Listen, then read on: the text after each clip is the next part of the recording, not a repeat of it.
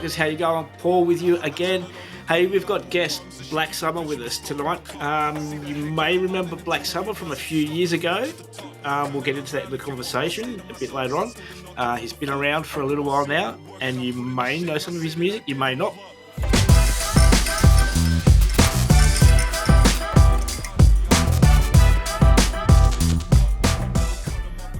Here he is, Black Summer. How are you? I'm good. Thank you for having me.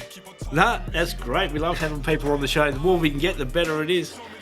Hey, we're talking about your new song.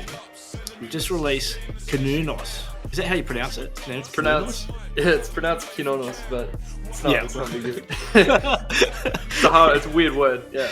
Yeah, I was looking at I was trying everything to pronounce it. I'm like, how do I pronounce it? I was Googling it. I'm trying to work out how to do it. But all right, tell us about your song. How did you come up with it? How did you? Because before I get into it, I want to. When you started off, you were doing electronic music. You were more of a producer. With this one, you've gone hip hop. You've gone the other direction. Yeah, other direction. So yeah. I'm really keen on how did you come up with the hip hop and how did you create that song? How did you do it? Well, I mean, I guess it started when. It's really a pretty long story how this all came about, but it started when I was posting music on my YouTube and I was getting constant hate. This was when I was around like 16, 17.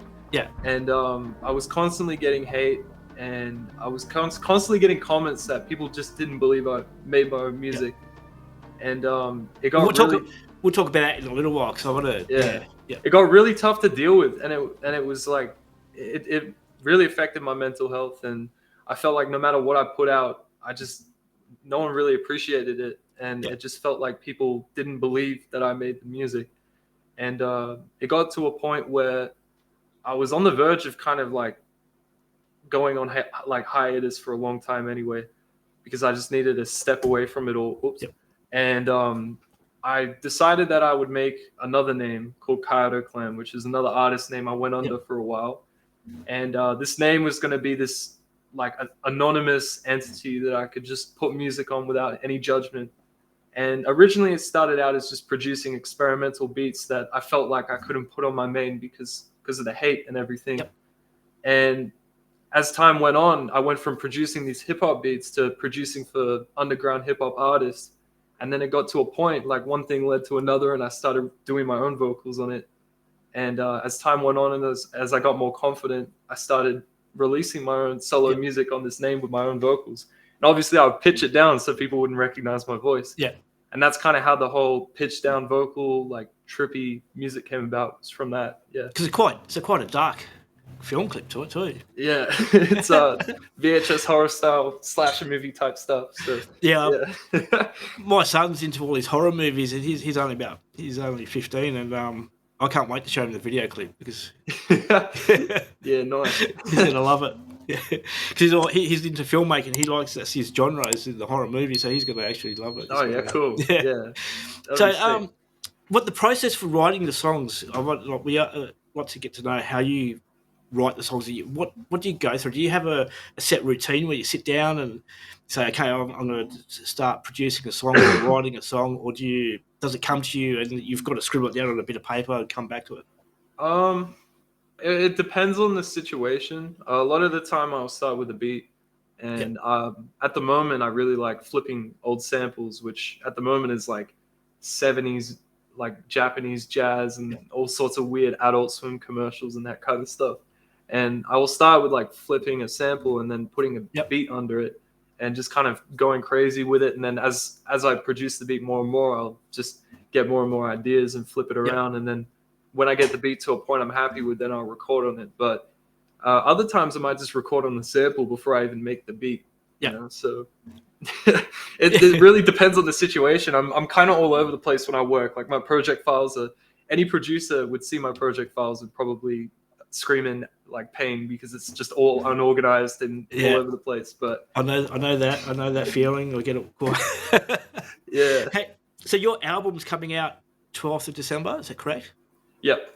Yeah. Is this the Very first soon. single? Is this the first single you off, or you had a couple others released off it already? No, this is the first single. So Yeah. I have a plan to drop another single soon. I have another music video in the works, but yeah, I put Cernunnos out, and the album is coming out very soon. It's gonna have Yeah. 10 songs.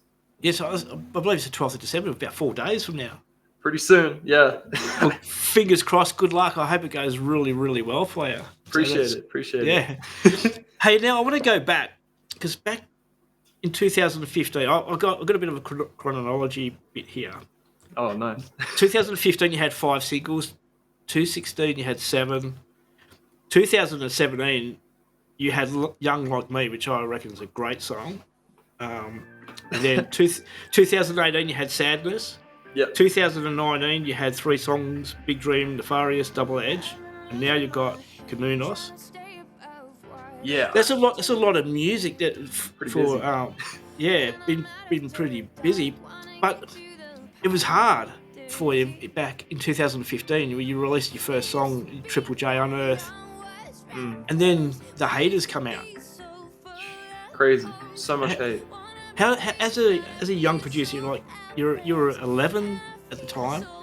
How did you deal with that as an 11-year-old? That would have been. If I'm being honest, I didn't really comprehend it at that age. I didn't really get it. I didn't get music. I mean, obviously, I was making music, and I understood that part of it. But when it came to dealing with the online hate and the messages and stuff, like, until I got to the age of 13, where I started going online a lot more, like 11 and 12, I didn't even really know what was going on. But after I put "Young Like Me" out and I read the comments, that was kind of my first taste of like, geez, you know. But before that, like, it was hard. It was more school bullying that messed me up when I was younger. Like, like the online stuff, I did not really understand. I didn't read the comments. I was on YouTube watching like PewDiePie and stuff as a kid, like YouTubers and stuff. I wasn't even caring, but I would go to school and everyone else seemed to care a lot, and they would say a lot of mean stuff, and there would be kids getting into music too, and then people would compare those kids' music to my music and say, "Oh, he's better than you" and stuff. And I would get. I don't understand the hate myself because I've said it in a few different interviews. It's really hard to create music, and to create good music is even harder. And like I used to DJ way back in the day, and I could DJ really well, but you give me the gear and say mix down a song or something, make a song, I couldn't do it. It's a different boat. It's completely different. Yeah. Well, I'm glad you didn't give up because your music has gone, and you've got a lot more music out. Like I said, "Young Like Me." How was that? How did you come up with "Young Like Me"? Obviously, young like you were young at the time, but that's another great track. Appreciate it. I spent a whole year learning before I put that song out. I mean, if you look at my discography, there was a big gap between "Young Like Me" and my other music, and everyone's kind of like, they heard that, and a lot of haters were like, "Oh, he didn't make that. You hear his old music," and it's like, well, yeah, but I was also like gone for a year getting mentored and taught how to actually take my stuff to the next level. So of course I'm going to come back and it's going to be better. Like, and you got mentored by some pretty big names, though, didn't you? I was very lucky. I got mentored by Tech, my manager that I'm with now, Tech Zen Music. Insanely talented dude. He knows everything. Like the amount of stuff he's taught me, like I would not be the same artist today if it wasn't for all that mentoring. But you got you attracted people like Flume, Deadmau5. All sorts of people. You don't get that if you don't have talent. If you don't have the talent to be able to do it. So hopefully the whole gist of it was, what people didn't get was it wasn't just about what my music was now. It was what could he do in like 5 years time, like now, which I'm putting my own solo stuff, completely solo with no features out now. Like the whole excitement was not just what I was making at that time, and a lot of people didn't understand that. They were just taking it at face value and being like, "Oh, it's just EDM made by an 11-year-old," you know. But anyway, you got your album coming out. I did have it written down, the title of the album. Now I've lost it. Channel Horror. Shadow. Yeah. I'm gonna have to go through my notes and slap myself in the head or something. But hey, is it all R&B and hip hop? Was it all hip hop? Was it? I would say it has a lot of R&B roots. Yep. Sampling a lot of R&B sounding music. Yep. I would say it's more experimental hip hop mix of electronic music than anything. Yep. When I was first making the album, it had a lot of R&B in it, had a lot of chill stuff. But Yep. you know, as I spent time like working in the studio in LA a few months ago, Yep. when I was recording the final vocals, because the original songs were recorded on this mic I'm using right now, and the vocals did not sound anywhere near as good. So I actually went to LA and re-recorded everything. How cool is that? Getting to go to the LA and record music. Look, I've been to LA before when I was younger for Young Like Me and Sadness and all that, but I like living there for 3 months by myself off noodles and living with random people and stuff, and like recording my own vocals. Like usually I'm the one sitting outside of the vocal booth watching the singer do their thing. And I'm like, I've never been in that field. And then I went down, and then Tech was like, all right, get in the booth. And I'm like, oh, shoot. Like, this is all right. So I get in the booth. I'm like, do I just go directly into the mic? Like, I had no clue how to record properly in like a proper studio like that with vocals, because I've never done it. And it was like I was relearning the whole process again. A silly question. Why LA? Is there no other studios around Sydney, Melbourne, Canberra where you could go and record? Is it? Well, that's where everything is for me. That's where my manager is. That's where everyone I've collaborated, not everybody, but a lot of people I've collaborated with is. It's where the music is at the moment. Like LA's always been the heart of like music and creativity and everything. And I mean, at the same time, like in Australia, I don't have anywhere near as many connections. I mean, if someone has a studio in Sydney, I'm down to work in one. But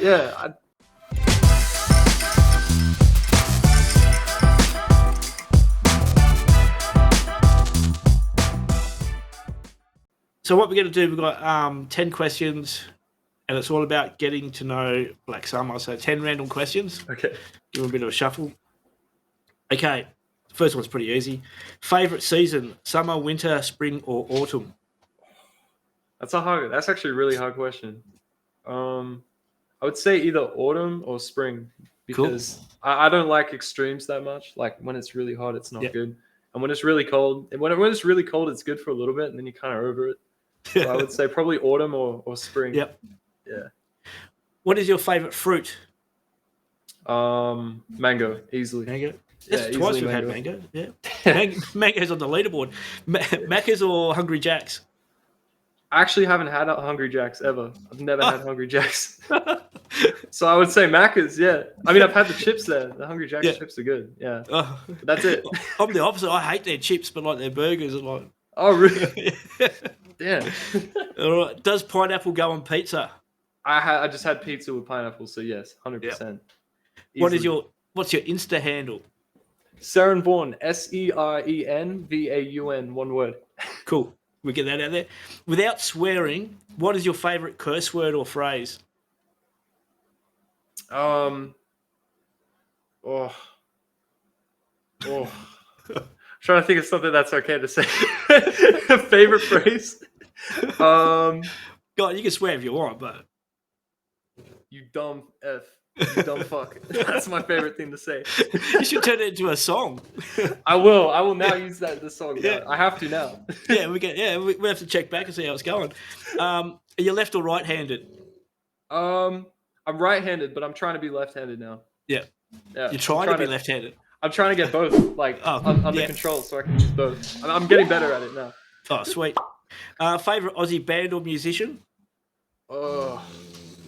I would say Flume, obviously, because he hit me up. But maybe Silverchair. I love Silverchair. Iconic, they're legendary. The Silverchair or Flume, probably. Yeah. Sweet. A food you can't get enough of? Luxes. Malaysian food is so good. Yeah. I love Luxes. Yeah. Final question. What is something only you do? Okay, something normal that only I do. Doesn't have to be normal. God, I don't know. What's something? Because I was gonna say talk to myself, because I always talk to myself, but everyone kind of does that, huh? Do you have like a something you do before you start producing or anything? Do you have I Any meditate. I superstitions? meditate before I make music. I Yeah. sit on the grass outside and I stare at the sky and the trees until my mind is empty and Yeah. I'm like in the moment, and then I go work. So I Sweet. don't know if anyone else does that, but I used to do something similar when I was training for football. I used to have a trainer one night a week. I used to go onto the grass and just earth myself on the grass, just get it's my feet. amazing. Yeah. Yeah. Apparently, really is. apparently it's pretty common. A lot of people do it when it works. So That's good. Yeah. That's actually good. People need to do it more for sure. yeah, cool. All right, going back to Cernunnos. Cernunnos. Yeah. It sounds like a Greek sausage or something, doesn't it? Could be. But Sounds is like a it- fancy restaurant. Is it devil? Isn't it the horned, the Celtic horned devil or something? It's a pagan deity, so Yeah. it's a god. Yeah. Yeah. Devil implies that it's evil. Which Yeah. it's not. Yeah. Nah, you got to have the understanding to know. Yes. Anyway, good luck with the song. We hope that it gets picked up. A lot of the R&B radio stations should be playing it. A lot of hip hop stations should be playing it. It's a great track. Awesome video clip. It's a great Appreciate video clip. So good luck with that. Good luck with the album launch on the 12th. Thank you very much. And hopefully we'll have you back. Look at it. Yeah, no, Hopefully we'll have you back afterwards. Yeah, because what we want to keep the conversation going and get it out there. That would be sick. I would love to. Yeah, no, that would be sick. Well, glad that all the trolls have disappeared. The music's coming out, and it's coming out your way, the way you want it to come out. Well done. Thank you very much. Appreciate it, man. Thank you for having me. Anytime.